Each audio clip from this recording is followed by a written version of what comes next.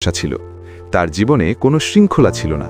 সে অনেক রাত পর্যন্ত জাগত, পড়াশোনায় ফাঁকি দিত এবং সারাদিন শুধু খেলাধুলা করে সময় নষ্ট করত।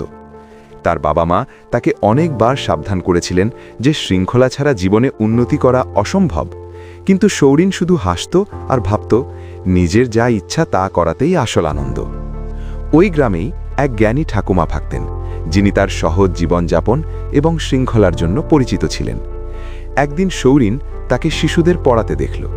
ঠাকুমা বলছিলেন, শৃঙ্খলাই মানুষের সবচেয়ে বড় শক্তি।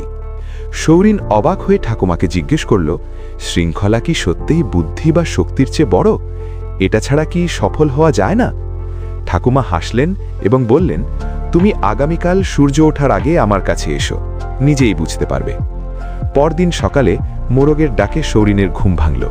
তার মন চাইছিল আরও কিছুক্ষণ ঘুমাতে, কিন্তু ঠাকুমার কথা মনে পড়ত।